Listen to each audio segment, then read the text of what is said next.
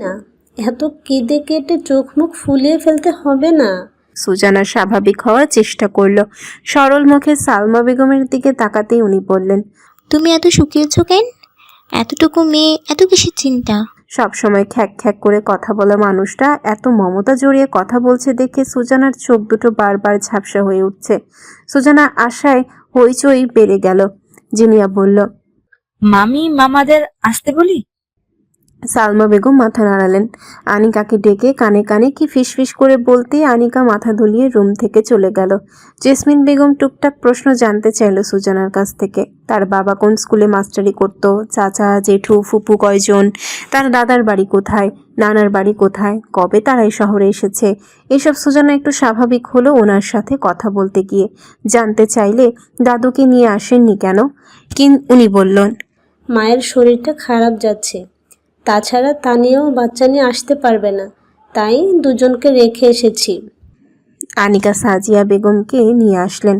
তারপর আজিম সাহেব আর আহনাফ প্রবেশ করতেই পিনপিন নীরবতা নেমে এলো। সুজানা উঠে গিয়ে সালাম করতে উনি মাথায় হাত বুলিয়ে বললেন, অভিক ফরদিন তো ওই ঘরে ভীষণ অধৈর্য হয়ে পড়েছে। কেউ তাকে দেখাও দেয় না, তাকে দেখতেও আসে না, কি এক জ্বালা। সবাই একসাথে হেসে উঠল। সুজানা লজ্জা পেয়ে মাথা নামিয়ে নিল। আজিম সাহেব অভিককে উদ্দেশ্য করে বলল, অভিক ফরদিন। কেউ একজন অভিককে বলল তার বাবা ডাকছে। সে ফোন থেকে মনোযোগ সরিয়ে ড্রয়িং রুমে পার করে এসে বলল, জি বাবা। এদিকে আসা যায়? অভিক এলো, তবে ঘরের সবাইকে দেখে বাইরে দাঁড়ালো। ওখান থেকে সুজানাকে খানিকটা দেখা গেল। সেই খানিকটা দেখার মাঝে দুজনের দৃষ্টি বিনিময় হলো। অভিককে সেই চিরাচরিত অভ্যাস অনুযায়ী ভ্রু নাচাতে দেখে সুজানা হাসলো। অভিক মাথা নিচু করে ঘরের দরজায় পার হয়ে ভেতরে এলো। আজিম সাহেব সাজিয়া বেগমকে বললেন, মশাইয়ের সাথে আপনার আলাপ হয়েছে? অভিক বলল, আমাদের অনেক দিনের আলাপ। সাজিয়া বেগম মৃদু হাসলেন। বাহ, তাহলে তো ব্যাপার স্যাপার বহু দূরে গিয়েছে। অভিক মাথা দুলালো। সালমা বেগম ব্যাগ থেকে ছোট সাইজের লাল রঙা একটা বাক্স বের করে দিলেন আজিম সাহেবকে। উনি সেটি খুলে সাজিয়া বেগমকে বললেন, বাকি কথা পরেই হবে। সাজিয়া বেগম সম্মতি জানালেন নীরবে। আজিম সাহেব অভিককে রিংটা বাড়িয়ে দিয়ে বলল, এই নাও বৎস।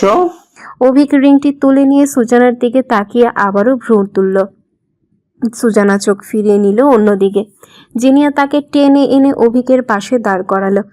সিজানের ক্যামেরাটা নিয়ে এসে বলল, ওয়েট, নানুকে তো ছবি দেখাতে হবে। আনিকা এসে সুজানার আঙ্গুলটা তুলে অভিকের হাতে তুলে দিয়ে বলল, ধর। অভিক আঙ্গুলটা আলতো করে ধরে বিড়বিড় করে বলল, আঙ্গুলের মানুষটা দরকার। সুজানা কেঁপে কেঁপে উঠল তার আলতো স্পর্শে। অভিক সেটা পরিয়ে দিতে দিতে বলল, সুজানা আফ্রিদা তাড়াহুড়ো হয়ে যাচ্ছে। হুম। কি আর করার, আপনি তাকে একলা দেখার ভীষণ তাড়া আমার। আংটি বদলের পর সবার হাততালিতে মুখরিত হলো পুরো রুমটা। সালমা বেগম টেবিল থেকে মিষ্টির প্লেট নিয়ে সুজানাকে খানিকটা খাইয়ে দিয়ে দিল। অভিককে বাকিটা খাইয়ে দিতে দিতে বলল, এবার বড় হতে হবে অভি। অভিক মাকে খাইয়ে দিতে দিতে বলল, আমি বড় হইনি। হয়েছিস বয়সী, বুদ্ধিতে আন্ডা। সুজানা শব্দহীন হেসে উঠল, সাথে বাকিরাও। সবার মিষ্টি খাওয়া খাওয়ি হলো। সাজিয়া বেগমকে আনিকা টেনে নিয়ে এলো। অভিক আর সুজানার সামনে এনে দাঁড় করিয়ে বলল, মিষ্টি চামচে তুলে হাতে ধরিয়ে দিয়ে বলল, মিষ্টি মুখ করান আন্টি। সাজিয়া বেগম চামচটা অভিকের মুখে তুলে দিতে দিতে বললেন, আমার তো আজকেও দেওয়ার মতো কিছু নেই, কি দেব আমি? অভিক খেয়ে চামচটা নিয়ে মিষ্টি কেটে ওনাকে খাইয়ে দিতে দিতে বললেন, আমি অত ছাড় দেওয়ার পাত্র নই। হিসেব মতো সব চাইতে মূল্যবান রত্নটা বুঝিয়ে নিয়েছি। সাজিয়া বেগম মিষ্টিটা চিবিয়ে হাসলেন, বললেন, ইলিশ মাছটা রেঁধেছি, কাটা বেছে খেয়ে যেতে হবে, কিন্তু কাটা লাগলে তো আবার সমস্যা। সমস্যা কি? গলা থেকে কাটা না নামা অব্দি থেকে যাব, রাতটা গল্প করে কাটিয়ে দেবো। করিমের আবার রাত জাগার অভ্যেস আছে। তাই আমার আব্বা করিমুল্লাহ সর্দার রাতে গ্রামে চোর ডাকাত পাহারা দিতে বলেই রাত জাগার অভ্যাস, কিন্তু করিমার কাকে পাহারা দেয়? করিমও চোর পাহারা দেয়। তাই বুঝি। সবাই কি আর টাকা পয়সা চুরি করে? মানুষও চুরি করা যায় তো। চুরি কি হলো? তাহার বলতে মানুষ তো চুরি হলোই, সাথে তার মন, রাতের ঘুম আর প্রিয় ট্র্যাক স্যুট। চোরটাকে ধরার কারসাজি চলছে অবশ্য। সুজানা মৃদু হেসে মাথা নামিয়ে নিল। ইস, ট্র্যাক স্যুটটা এখনো রয়ে গেছে। সাজিয়া বেগম হাসলেন এবারও, বললেন, শুরুতেই ভেবেছি করিম ভীষণ ছেলে মানুষ, ছোট্ট মানুষ। পরে দেখলাম সে ছোট্ট মানুষ ছদ্মবেশে একটি মাস্টার। তবে এখন বুঝলাম মাস্টার ভীষণ ছোট মানুষ না হলেও ভীষণ নরম মানুষের ছেলে মানুষ। ভীষণ রকম ছেলে মানুষটাকে পছন্দ হয়েছে। সে যদি আমাকে অপছন্দ হওয়ার সুযোগ না দেয়, পছন্দ না করে যায় কোথাও। অভিক মাথার পেছনে হাত বুলিয়ে হাসলো, বলল, আমি তাহলে নিয়ে নিলাম। সাজিয়া বেগম মেয়ের দিকে তাকালেন না, বকেছেন তাই নিজেও শান্তিতে নেই। অভিকের দিকে তাকিয়ে প্রশ্ন করলেন, সে তো আবার বিয়ে টিয়ে নিয়ে বড়ই দেবদাস ভুগে। আমার কাছে আছে। কি আছে? দ্বিধাদ্বন্দ্ব দূরীকরণের মহা ঔষধ। এক ডোজই যথেষ্ট।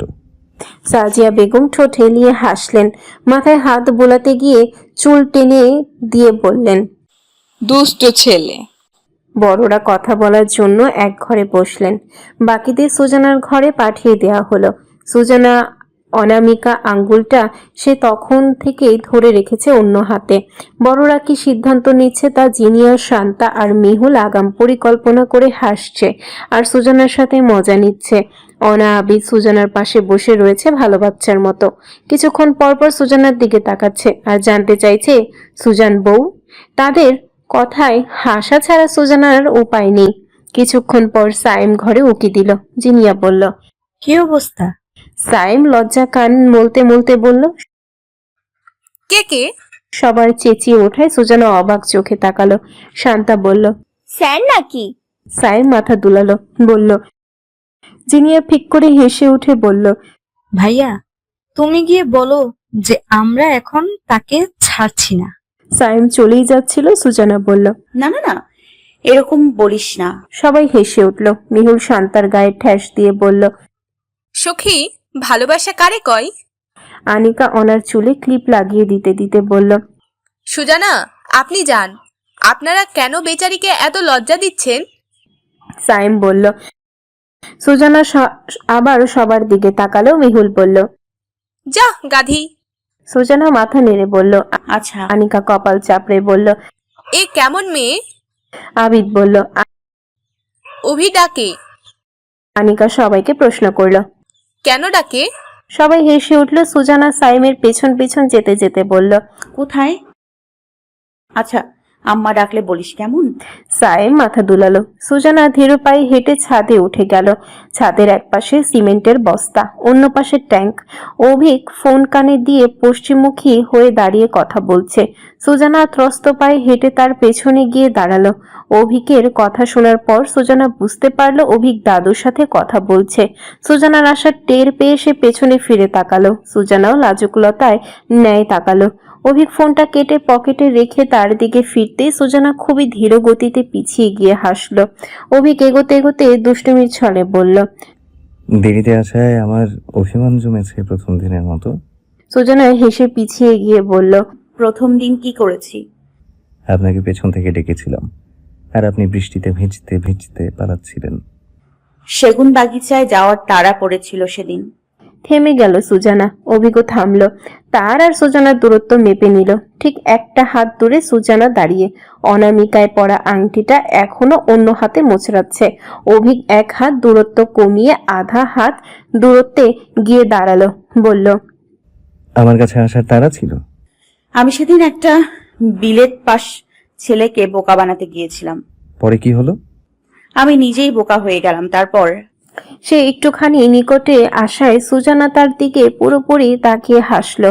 অভিক তার দুপাশে রেলিংয়ে হাত ঠেকিয়ে তাকে ঘিরে দাঁড়ালো। ভ্রু নাচিয়ে জানতে চাইলো, কি? আপনি দূরের জিনিস ভালো দেখতে পান?